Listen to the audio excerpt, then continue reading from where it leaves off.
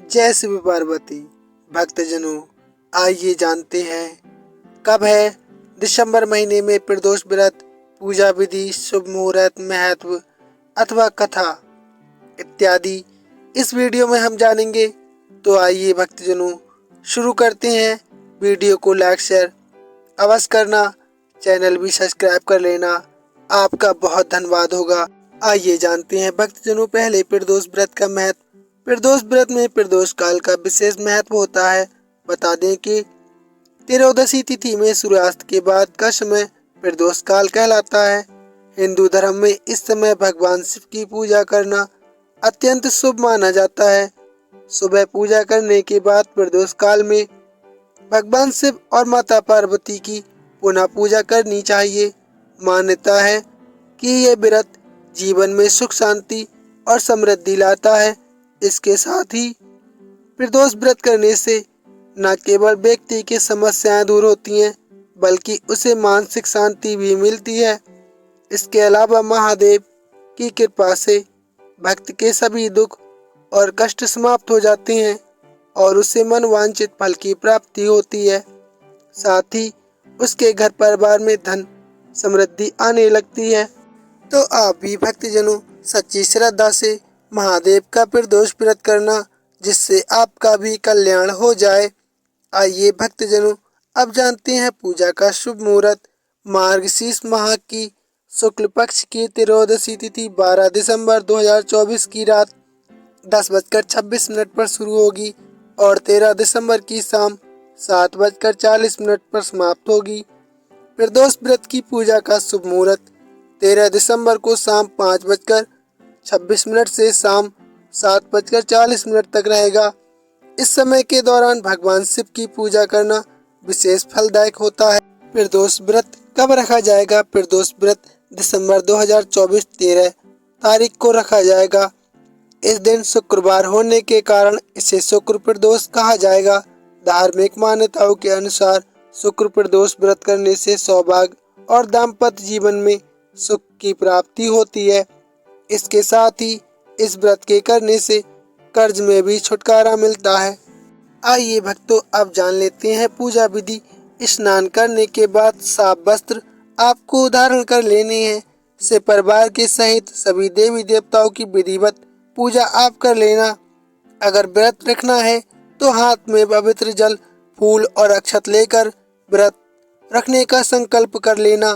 फिर संध्या के समय घर के मंदिर में गोदिल बेला में दीपक जलाना। फिर शिव मंदिर या घर में भगवान शिव का अभिषेक करना और शिव परिवार की विधिवत पूजा अर्चना करना। अब प्रदोष व्रत की आप कथा अवश्य सुनना। फिर घी के दीपक से पूरी श्रद्धा के साथ भगवान शिव की आरती करना।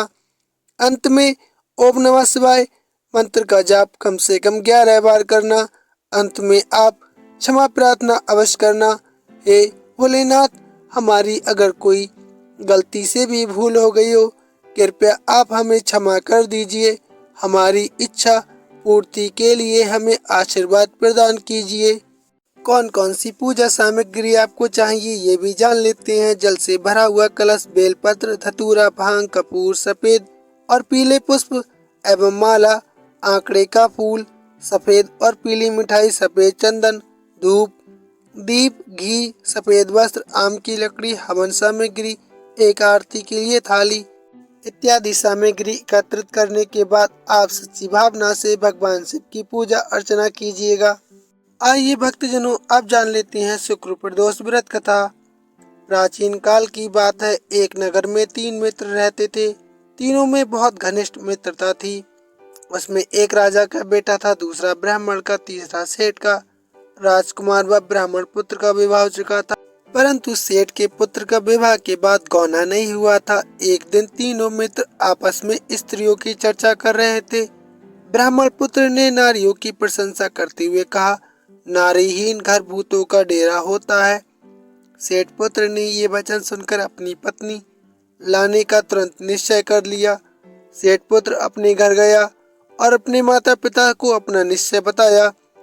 उन्होंने बेटे से कहा कि शुक्र देवता डूबे हुए हैं। इन दोनों बहु बेटियों को उनके घर से विदा करा कर लाना शुभ नहीं माना जाता है। अतः शुक्रोदय के बाद तुम अपनी पत्नी को विदा करा लाना। सेठ पुत्र अपनी जिद से टस से मस नहीं हुआ और अपनी ससुराल वह चल दिया। सास ससुर को उसके इरादे का जब पता चला, उन्होंने उसको समझाने की बहुत कोशिश की, किंतु वह नहीं माना। अतः उन्हें विवश होकर अपनी कन्या को विदा करना पड़ा। ससुराल से विदा होकर पति पत्नी नगर से बाहर निकले ही थे कि उनकी बैलगाड़ी का पहिया टूट गया और एक बैल की टांग टूट गई। पत्नी को भी काफी चोट आई। सेठ पुत्र ने आगे चलने का प्रयत्न जारी रखा, तभी डाकुओं से भेंट हो गई और वे धन धान लूट कर ले गए।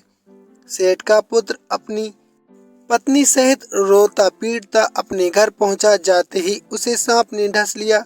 उसके पिता ने वैद्यों को बुलाया। उन्होंने देखने के बाद घोषणा की, आपका पुत्र 3 दिन में मर जाएगा। उसी समय इस घटना का पता ब्राह्मण पुत्र को लगा। फिर उसने सेठ से कहा कि हे सेठ, आप अपने लड़के और उसकी पत्नी को उसकी घर भेज दो। ये सारी बाधाएं उसी के कारण आई हैं कि आपका पुत्र शुक्रास्त में पत्नी को विदा करा कर लाया है। यदि वह वहां पहुंच जाएगा तो बच जाएगा।